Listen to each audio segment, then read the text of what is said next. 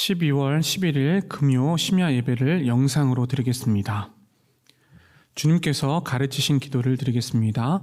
하늘에 계신 우리 아버지, 아버지의 이름을 거룩하게 하시며 아버지의 나라가 오게 하시며 아버지의 뜻이 하늘에서와 같이 땅에서도 이루어지게 하소서. 오늘 우리에게 일용할 양식을 주시고 우리가 우리에게 잘못한 사람을 용서해 준 것 같이 우리 죄를 용서해 주시고 우리를 시험에 빠지지 않게 하시고 악에서 구하소서. 나라와 권능과 영광이 영원히 아버지의 것입니다. 아멘. 다 같이 찬송 369장을 부르시겠습니다.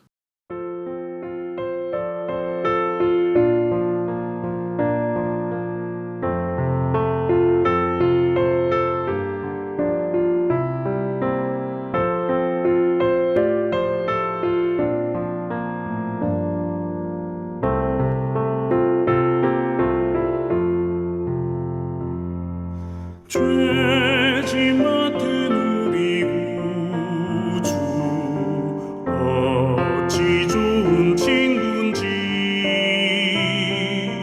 걱정 근심 무거운 짐 우리 주께 맡기세. 주께 고함 없는 고로 받지 못하네. 사람들이 어찌하여 아뢰 주를 모를까. 시험 걱정 모든 괴로움 없는 사람 누군가. 부질없이 낙심 말고 기도드려 아뢰세. 이런 진실하신 친구 찾아볼 수 있을까.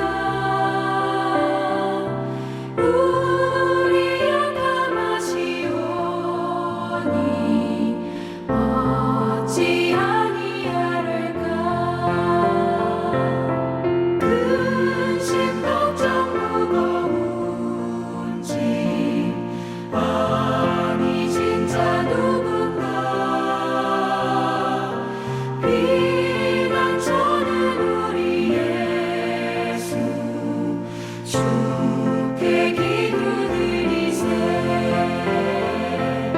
세상 친구 멸시하고 너를 조롱하여도 예수 품에 안기어서 참된 위로받겠네.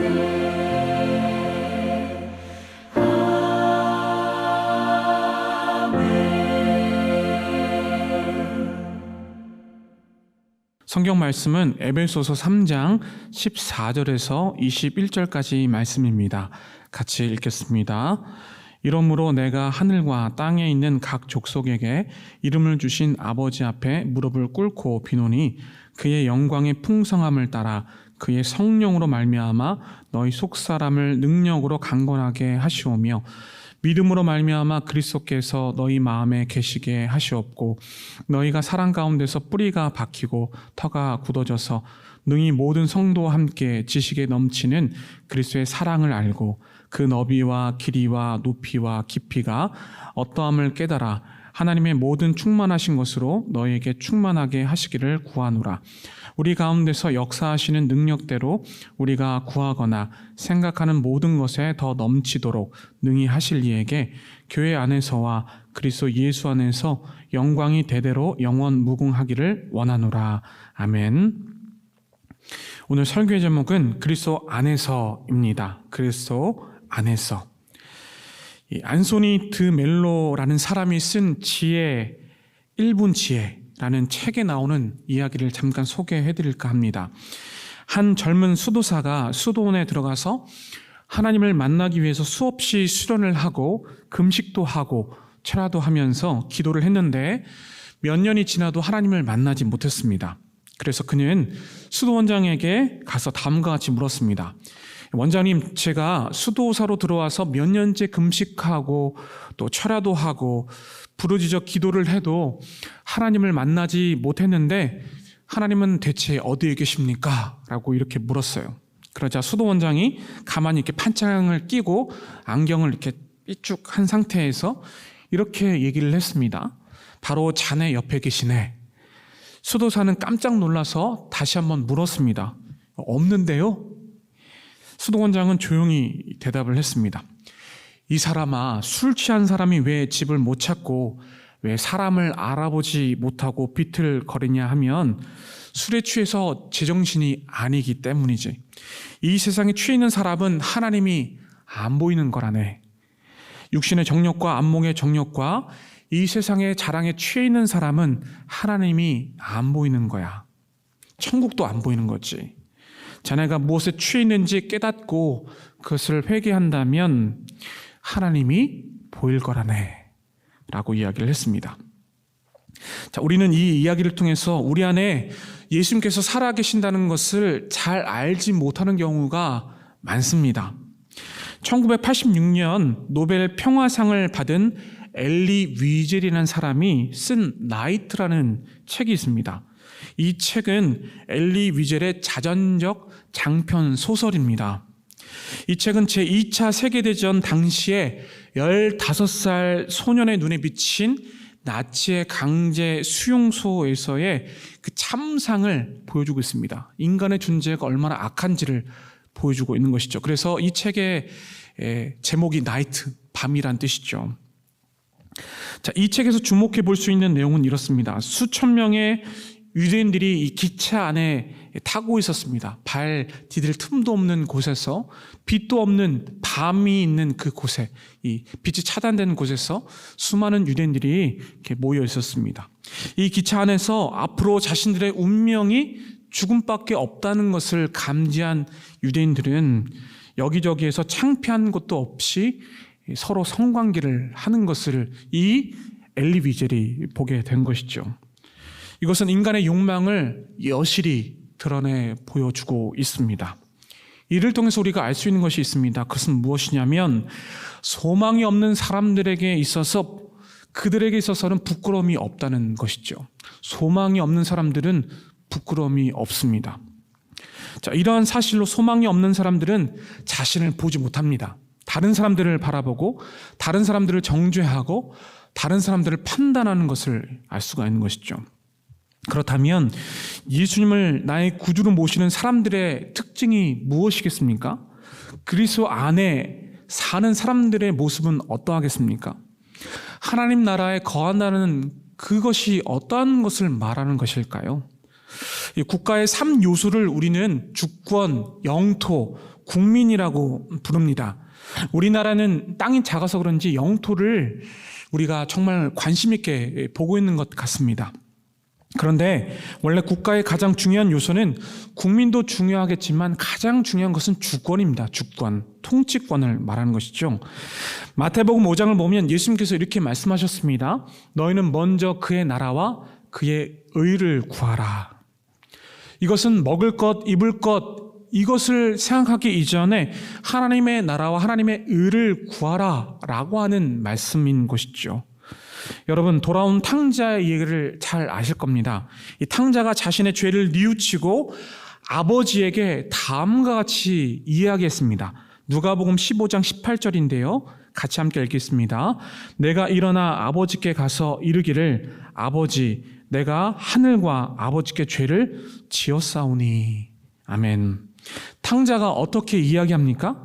내가 하나님과 아버지께 죄를 지었다라고 이야기하지 않습니다.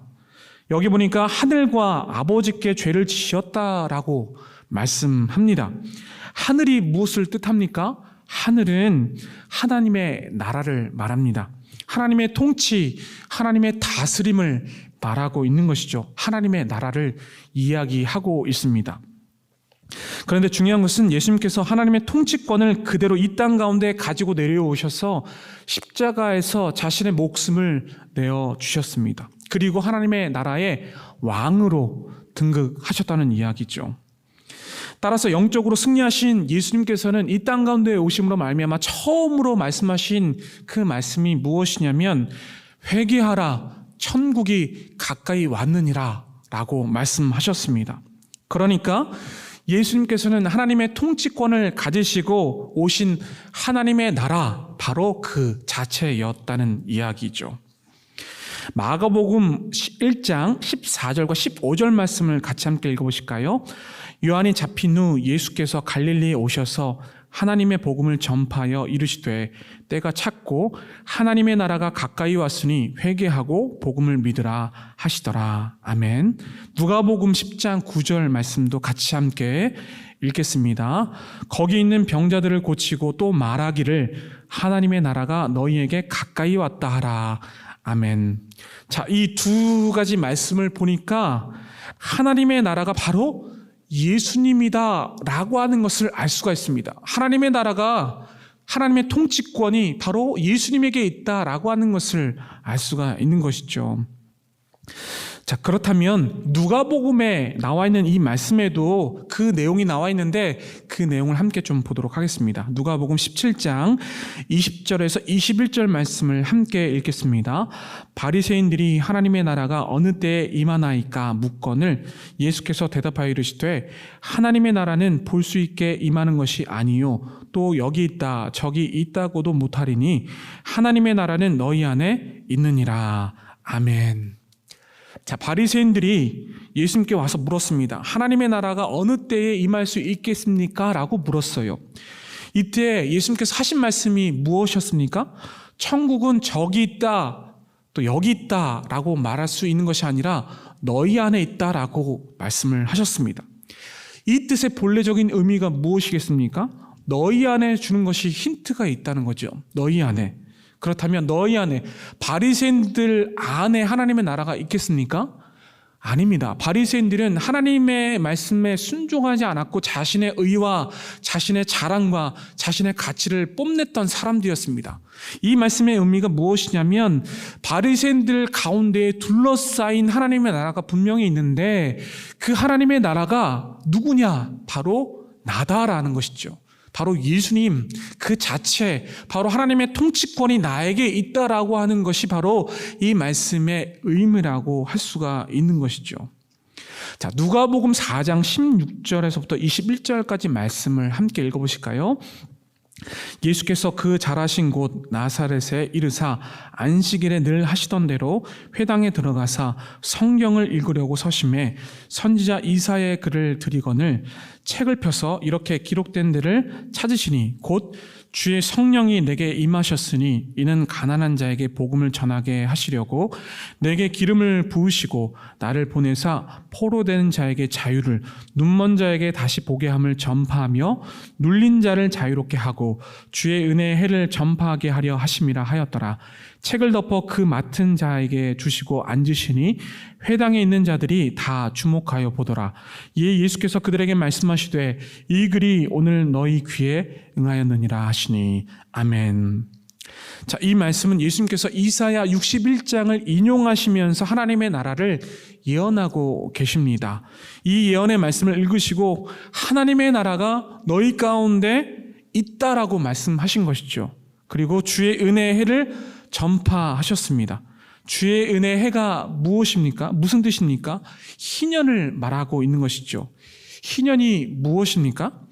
안식년이 7년인데요. 7년이 7번 이어지는 거죠. 그리고 나서 49년 다음에 이루어지는 것이 희년인데 50년을 말하는 것입니다. 대안식년이라고 하는 것인데요.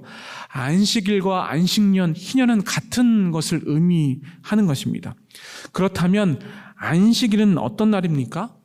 하나님께서 모든 만물을 창조하시고 나서 완성된 그 날이 바로 안식일이라고 할 수 있는 것입니다.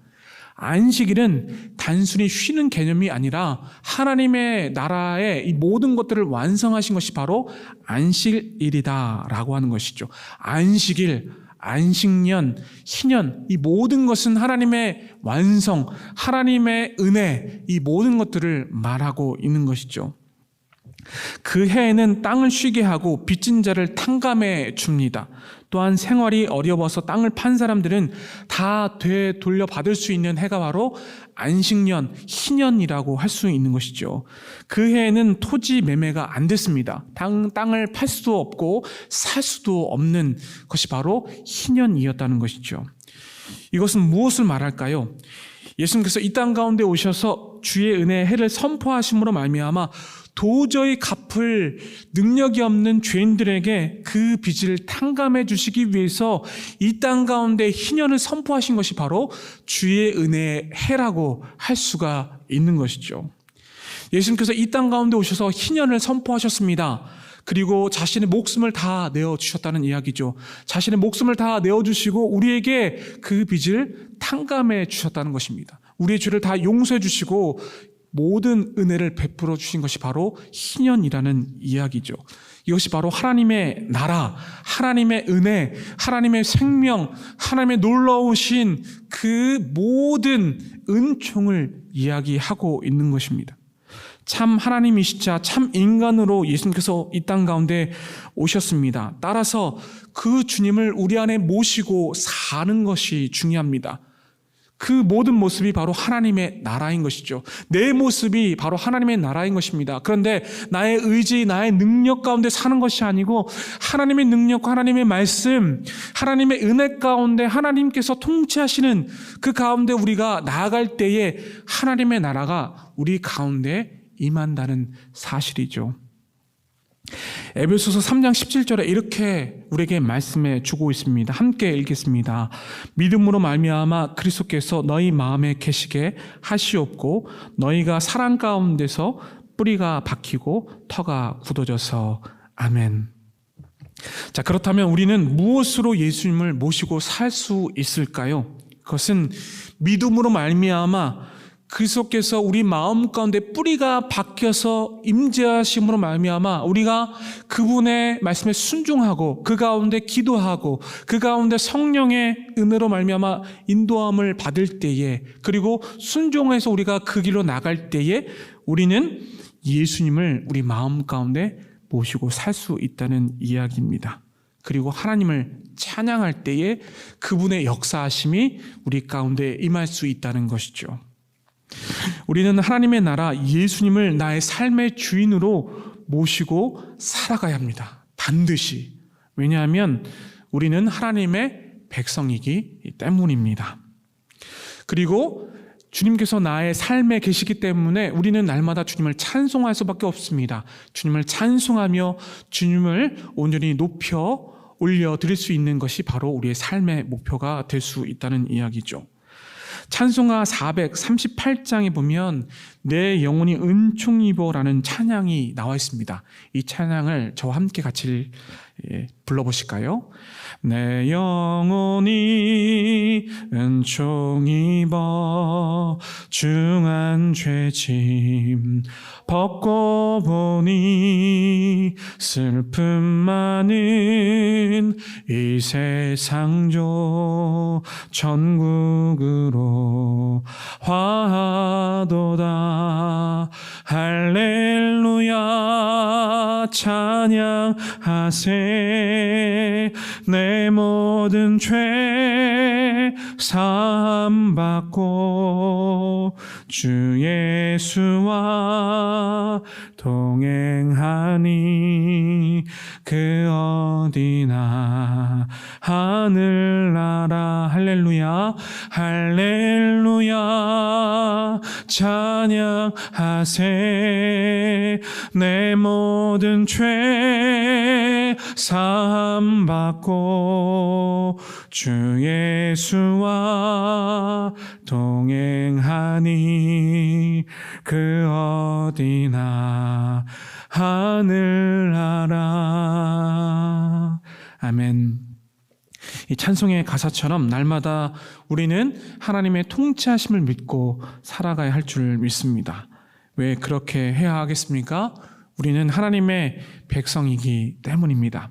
하나님의 백성으로서 마음을 다해 하나님을 찬송하며 하나님의 인도하심 가운데 나아갈 수 있는 우리 모두가 될 수 있기를 간절히 바랍니다. 중요한 것이 있습니다. 그것은 무엇이냐면 하나님의 백성답게 살아가는 것이 중요하다는 것이죠. 하나님의 말씀을 묵상하고 그 말씀 가운데 나아가며 날마다 말씀의 거울을 통해서 하나님 앞에 기도해야 한다는 사실이죠. 그렇게 기도할 때에 우리는 하나님의 백성답게 살아갈 수 있다는 사실입니다. 그렇게 날마다 기도하며 살아갈 때 우리는 하나님의 백성으로 살아갈 수 있는 것이며 하나님의 나라를 구현해 나갈 수 있을 것입니다. 우리 모두가 그렇게 살아가는 귀한 하나님의 백성이 될 수 있기를 간절히 바랍니다. 기도하겠습니다. 개인의 기도 제목과 아울러서 이 화면에 나와 있는 것처럼 코로나19 극복을 위해서 함께 기도했으면 좋겠습니다. 이 기도 제목과 함께 기도할 때에 우리 가운데 하나님의 다스리심, 하나님의 통치하심이 분명히 있기를 원합니다. 라는 그 간절한 마음이 있었으면 좋겠습니다. 이 시간 함께 주여 3번 외치시고 기도하겠습니다. 주여, 주여, 주여. 하나님 감사합니다. 이 시간 하나님의 마음을 가지고 기도하며 나갑니다. 부족하고 연약하지만 주님 앞에 기도하며 나갑니다. 우리는 연약합니다. 넘어질 수밖에 없습니다. 낭망해서 좌절해서 일어날 수 없는 정말 나약한 영혼들입니다. 그럼에도 불구하고 주님 앞에 기도하며 나갑니다. 우리를 다스리신다 말씀해 주셨습니다. 그리고 우리에게 생명을 주셨습니다. 이 생명을 우리에게 주셨사오니 우리가 이 생명을 얻고 이제 이 생명의 힘을 얻어서 주님 앞에 온전히 나갈 수 있는 저희 모두가 되기를 간절히 소원합니다. 오늘 찬송이 정말 날마다 주님의 은총을 입어서 주님을 찬양하겠다라고 했던 이 찬양의 가사처럼 날마다 하나님의 나라가 우리 가운데 임할 수 있도록 도와주십시고 천국이 우리 가운데 임재하여져서 우리가 이 천국을 바라보며 우리 마음 가운데 천국이 임하여져서 날마다 기쁨을 누리고 감사함으로 평안함을 누릴 수 있는 복된 삶이 될 수 있도록 인도해 주시옵소서. 주님을 찬양합니다. 주님을 앙망합니다. 주님을 온전히 바라볼 수 있기를 간절히 소원합니다. 주여 우리와 함께하여 주시옵소서. 감사드리며 예수 그리스도의 이름으로 기도하옵나이다. 아멘.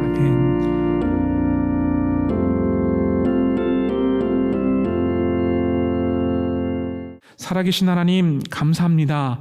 우리 모두가 하나님의 백성으로서 하나님의 말씀에 순종하게 하시고 주님으로 말미암아 기뻐 춤추며 찬양하는 진실한 삶을 살게 하여 주시옵소서. 주님만을 의지합니다. 이 어려운 시기에 주님을 간절히 사모하는 귀한 하나님의 백성들이 다 되게 하여 주시옵소서. 예수 그리스도의 이름으로 기도하옵나이다. 아멘.